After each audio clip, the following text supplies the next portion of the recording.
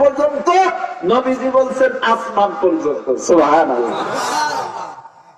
সরকারে দো আলম নবী আলাইহিস সালাতু ওয়াস সালাম বলেন, মজলিস যখন শেষ হয়ে যায়, আল্লাহ পাকের বান্দারা দলে দলে মজলিস থেকে উঠে বাড়ির দিকে ফিরে যান, ফেরেশতারা আসমানের দিকে ফিরে যান। আল্লাহ পাক সব কিছু জানা থাকা সত্ত্বেও ফেরেশতাদেরকে বলেন, ও ফেরেশতারা, তোমরা কোথায় গিয়েছিলে? ফেরেশতারা বলেন, মাওলা, আমরা সরকুশলি গিয়েছিলাম। সুবহানাল্লাহ। এলাকার নাম ধরে বলবে, কেন গিয়েছিলে? আল্লাহ, সেখানে আপনার কিছু বান্দারা আপনার বরত্ব বয়ান করতেছে, এজন্য গিয়েছিলাম। আল্লাহ বলেন, ফেরেশতারা, আমার বান্দারা যে আমার বরত্ব বয়ান করে, তারা কি আমাকে দেখেছে? ফেরেশতারা বলেন, না মাওলা, তারা তো আপনাকে দেখে নাই। আল্লাহ বলেন, ফেরেশতারা, যদি তারা আমাকে দেখতো তবে কি হইতো? ফেরেশতারা বলেন, মাওলা, যদি তারা আপনাকে দেখতো তাহলে এখন তারা আপনার যতটা বরত্ব বয়ান করতেছে তার চাইতে আরো বেশি বেশি করতো। জোরে কোন সুবহানাল্লাহ। আল্লাহ বলেন, ফেরেশতারা, তারা কি চায়? ফেরেশতারা বলেন, মাওলা, তারা জান্নাত চায়। আল্লাহ বলেন, ফেরেশতারা, তারা কি আমার জান্নাতকে দেখেছে? ফেরেশতারা বলেন, না না মাওলা, তারা তো আপনার জান্নাতকে দেখে নাই। আল্লাহ বলেন, ফেরেশতারা, যদি তারা আমার জান্নাতকে দেখতো তবে কি হইতো? ফেরেশতারা বলেন, মাওলা, যদি তারা আপনার জান্নাতকে দেখতো তাহলে জান্নাত পাওয়ার জন্য এখন তারা যত চেষ্টা করতেছে এর চাইতে আরো বেশি চেষ্টা তারা করতো। আল্লাহ বলেন, ফেরেশতারা, তারা কিসের থেকে মুক্তি চায়? ফেরেশতারা বলেন, মাওলা, তারা জাহান্নাম থেকে মুক্তি চায়। আল্লাহ বলেন, ফেরেশতারা, তারা কি আমার জাহান্নামকে দেখেছে? ফেরেশতারা বলেন, না মাওলা, তারা তো আপনার জাহান্নামকে দেখে নাই। আল্লাহ বলেন, ফেরেশতারা, যদি তারা আমার জাহান্নামকে দেখতো তবে কি হইতো? ফেরেশতারা বলেন, মাওলা, তারা যদি আপনার জাহান্নামকে দেখতো তাহলে জাহান্নাম থেকে বাঁচার জন্য এখন তারা যত চেষ্টা করতেছে এর চাইতে আরো বেশি চেষ্টা তারা করতো।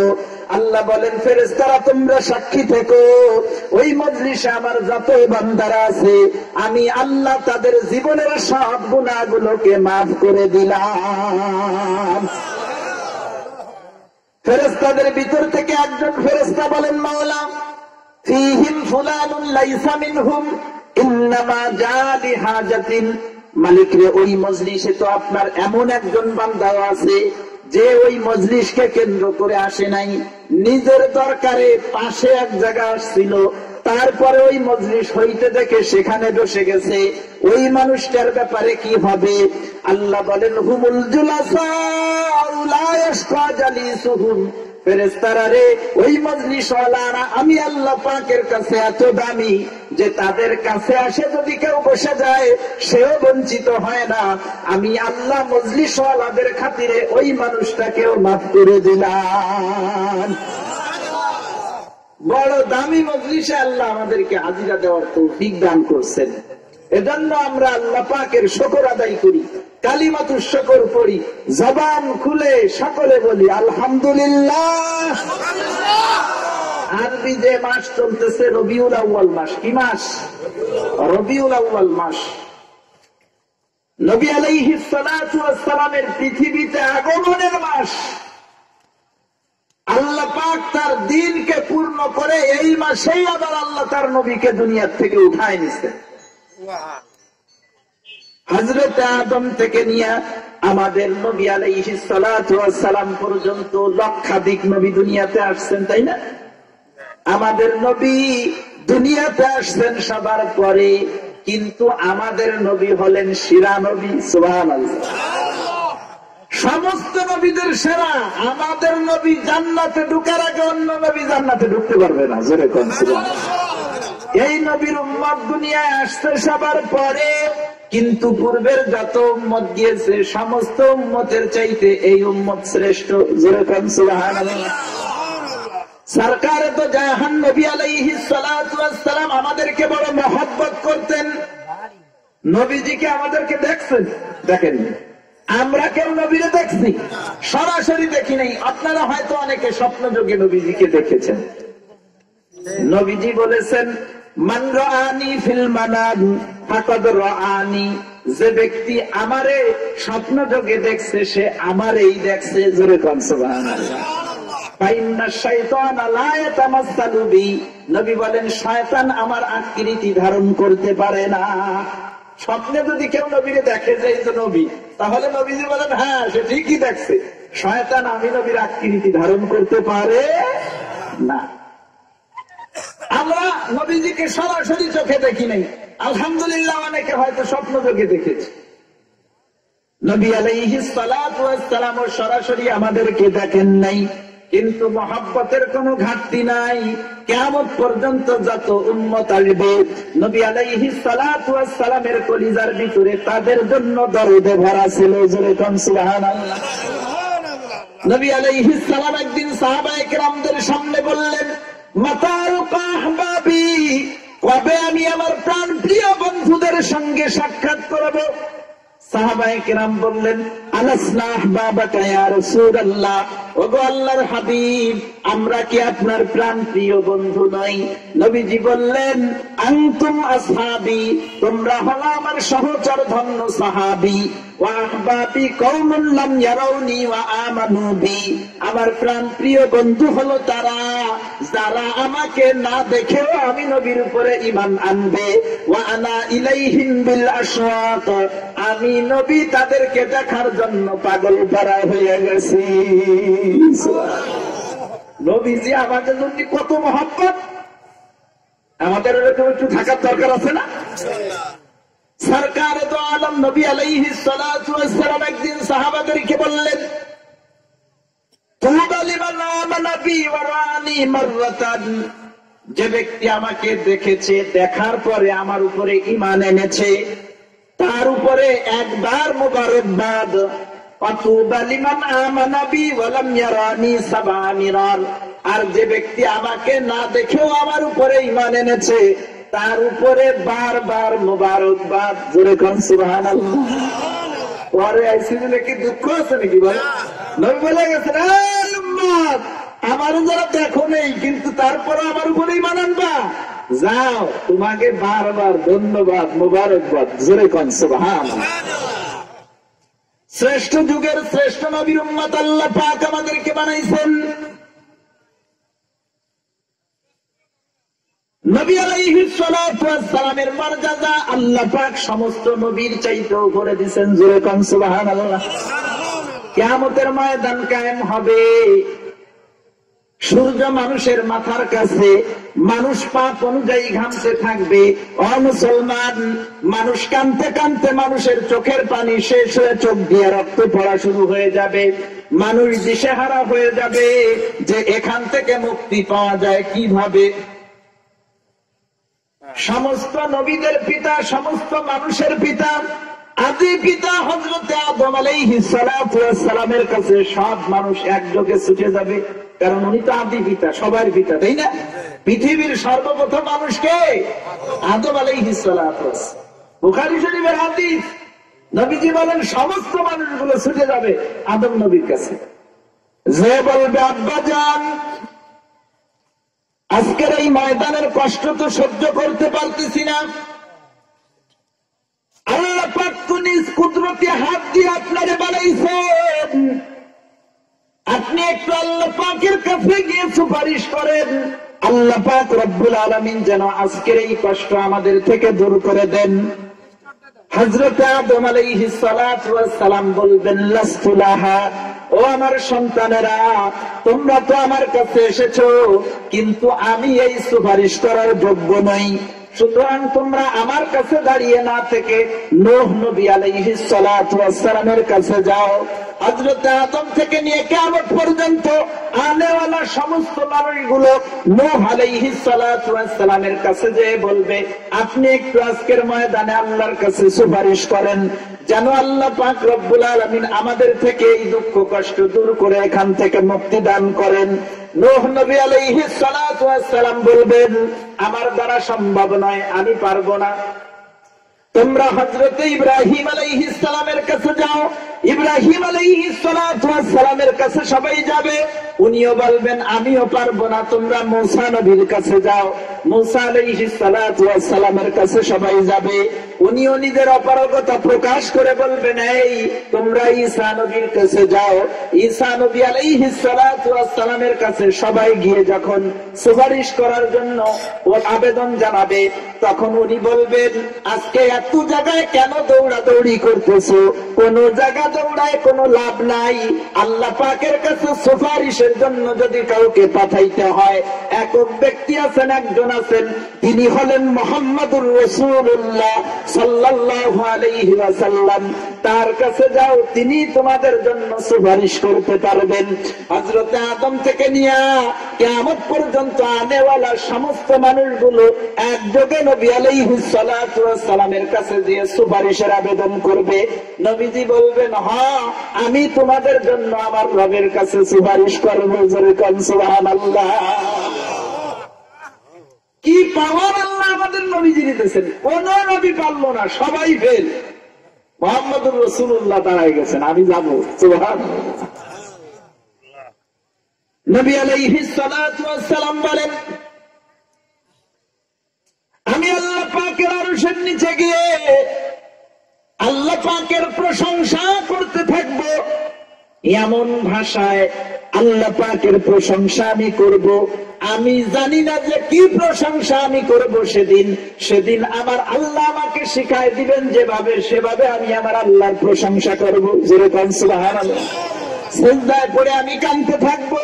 আমার রব আমাকে ডাক দিয়ে বলবেন ইয়া মুহাম্মদ ইরফা রাসাক ওয়াসাল তুতা ওয়াশফি তুশাফা। মুহাম্মদ রে, মাথা উঠান, আপনি চান আপনাকে দেওয়া হবে, আপনি সুপারিশ করেন আপনার সুপারিশ গ্রহণ করা হবে। নবীজি বলেন আমি মাথা উঠায় কথা বলবো আল্লাহর কাছে, ইয়া রাব্বি উম্মতি উম্মতি, ও আমার রব আমার উম্মত আমার উম্মত। তো আমি যখন এই কথা আল্লাহ পাকের কাছে বলবো যে আল্লাহ আমার উম্মত আমার উম্মত, মালিকরা আমার উম্মত তো জাহান্নামে আছে, আমার উম্মতের কি অবস্থা হবে? আল্লাহ বলবেন হাবিবরা আপনি যান, জাহান্নাম থেকে আপনি ওই সকল লোকদেরকেও বের করে আনেন যাদের অন্তরে জবের দানা পরিমাণও ঈমান আছে। জোরে কান সুবহানাল্লাহ। নবীজি বলেন আমি জাহান্নাম থেকে ওই সমস্ত লোকদেরকে বের করে আনবো যাদের অন্তরে জবের দানা পরিমাণ ঈমান আছে।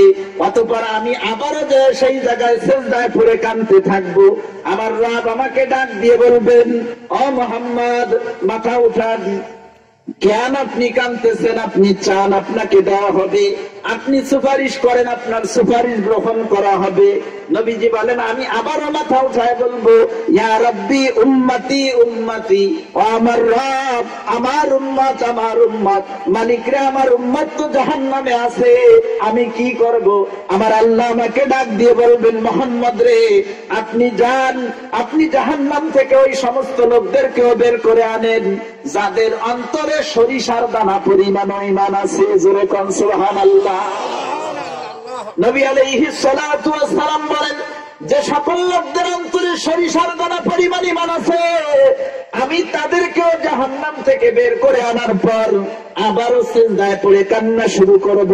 আমার মালিক আমাকে আবারও ডাক দিয়ে বলবেন ইয়া মুহাম্মদ, ও মুহাম্মদ সাল্লাল্লাহু আলাইহি ওয়াসাল্লাম ইরফা রাসাক, আপনি আপনার মাথাটাকে উঠান, ওয়াসাল তুতা, আপনি চান আপনাকে দেওয়া হবে, ওয়াশফি তুশাফা, আপনি সুপারিশ করেন আপনার সুপারিশকে গ্রহণ করা হবে।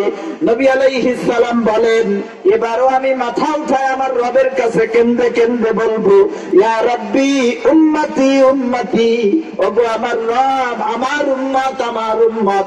এবার আমার আল্লাহ আমাকে বলবেন হাবিব রে আপনি যান, জাহান্নাম থেকে ওই সকল লোকদেরকে আপনি বের করে আনেন যাদের অন্তরে যাররা পরিমাণ হলেও ঈমান আছে। জোরে কোন সুবহানাল্লাহ। নবী আলাইহিস সালাম বলেন আমি ওই সকল লোকদেরকেও জাহান্নাম থেকে বের করে আনবো যাদের অন্তরে যাররা পরিমাণ ঈমান আছে।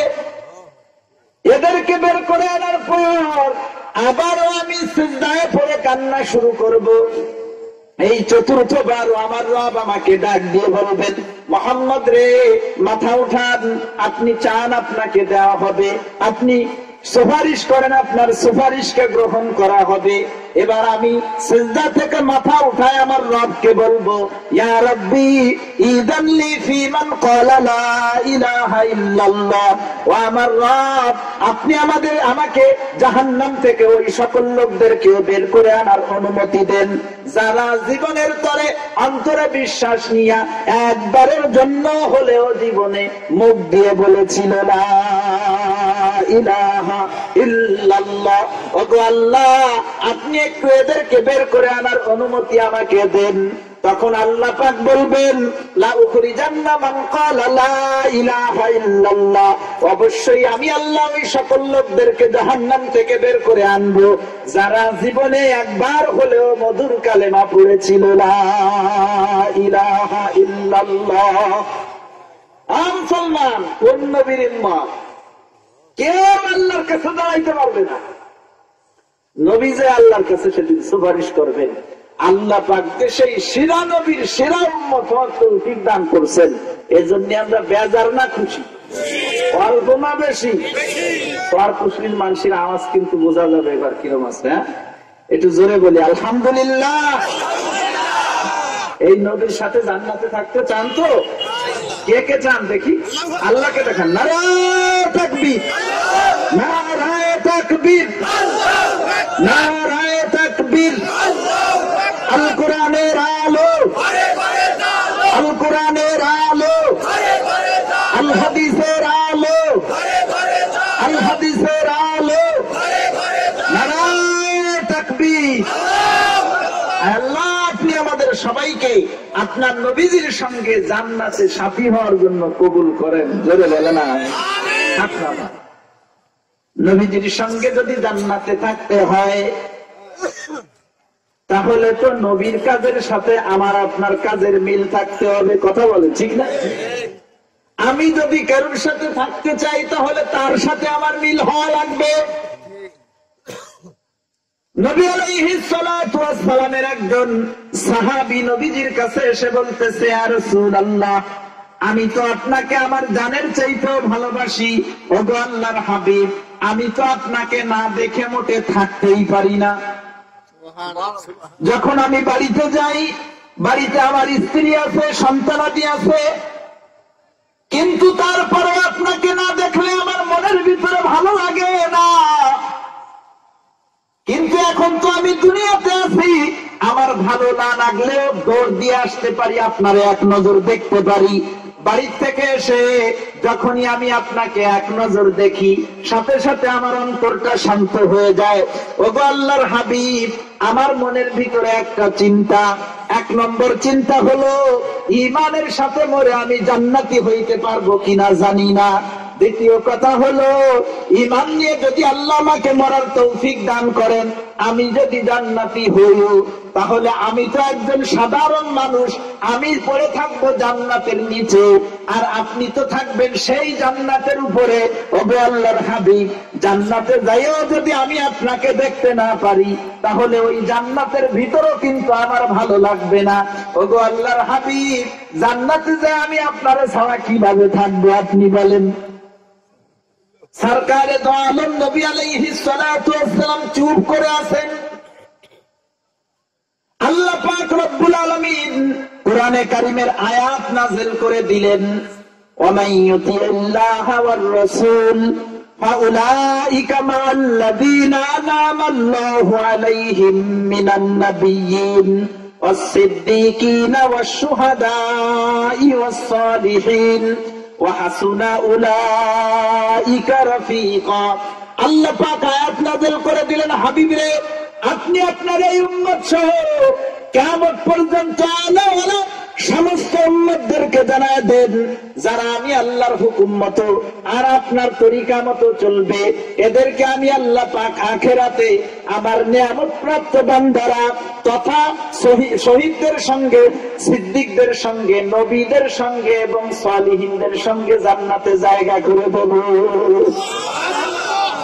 মুসলমান রে, আল্লাহর হুকুম আর নবীর তরিকা যদি আমার আপনার জিন্দেগিতে থাকে, ওরে আমি যদি আরবের মানুষ না হই, আমি বাংলাদেশের মানুষ তো কি হয়েছে, আমি গরিব ঘরের মানুষ তো কি হয়েছে, আমি কালা মানুষ তো কি হয়েছে, আমার কাজের সাথে আর নবীর কাজের সাথে যদি মিল থাকে, আল্লাহ পাক নবীজির সঙ্গে আমাকে আপনাকে জান্নাত দিয়ে দিবে। হাবশারা কালা মানুষ, হাবশার মানুষ তো আপনারা দেখছেন কি কালার কালা, অনেকে দেখছেন অনেকে দেখেন নাই, কিন্তু আল্লাহ পাক হাবশার মানুষের সাথে আমাদেরকে চলার তৌফিক দিয়েছেন, আলহামদুলিল্লাহ। দাওয়াত ও তাবলীগের নিসবতে বিশ্বের বিভিন্ন দেশ থেকে আমাদের দেশে লোক আসে না, আলহামদুলিল্লাহ। আরবদের সাথে, বিশ্বের বিভিন্ন রাষ্ট্রের লোকদের সাথে আমরা চলছি তাদের তর্জমা করার জন্য। এরা আরবিতে কয়, বাংলা পারে না, আমরা আবার ওই বাংলায় বোঝাই। হাবশার মানুষ যে কি কালার কালা, বাংলাদেশের যেজন সবচেয়ে বেশি কালা, হাবশার গলা যেন তার চেয়ে কালা, এত কালার কালা। এইরকম একজন কালা চেহারার মানুষ, সে নবী আলাইহিস সালাতু ওয়াস সালামের কাছে যে বলতেছে, ইয়া রাসূলুল্লাহ, আপনি যে সব বিষয়ের উপরে ঈমান আনছেন, আমিও যদি সেই সব বিষয়ের উপরে ঈমান আনি, আপনি যে আমলগুলো করেন আমিও যদি সেই আমলগুলো করি, তাহলে আমার মতো কালা এরকম বেঢঙ্গা মানুষটারও কি আল্লাহ জান্নাতে ঢুকতে দেবে? নবীজি বললেন, সাহাবীরে, আমি যে সকল বিষয়ের উপরে ঈমান এনেছি, তুমিও যদি সেই সকল বিষয়ের উপরে ঈমান আনো, আমি যেই আমলগুলো করি তুমিও যদি সেই আমলগুলো করো, আল্লাহ পাক শুধু তোমার মতো কালো মানুষটাকে জান্নাতে ঢুকাবেন, এখানেই শেষ নয়। তোমার মতো কালো মানুষটার চেহারাকে আল্লাহ রাব্বুল আলামিন এমন ধলা বানায় দেবেন যে 1000 বছরের দূরের রাস্তা থেকে তোমার চেহারা চমকাইতে থাকবে। সাহাবী বলে, ইয়া রাসূলুল্লাহ, আমার দুইটা নয়ন কি ওই জিনিস দেখবে আপনার দুই নয়নে যা দেখবে? নবীজি বললেন, হ্যাঁ, আমার দুই নয়ন যা দেখবে তোমার দুই নয়নও তা দেখবে। সাহাবী আর সহ্য করে থাকতে পারলেন না, জায়গায় চিৎকার দিয়ে জায়গায় ইন্তেকাল করলেন। নবী আলাইহিস সালাতু ওয়াস সালাম নিজ হাতে কাফন দাফন জানাজা সাহাবীর সারলেন। যেরকম সুবহানাল্লাহ। বাংলাদেশের মানুষ তো কি হয়েছে, দুঃখ নাই, নবীরে দেখি নাই, অনেকে গরিব মানুষ, আমরা মক্কা মদিনা পর্যন্ত যাওয়ার মতো সুযোগও অনেকের হয় নাই, হওয়ার মতো সেরকম রাস্তাও অনেকের নাই।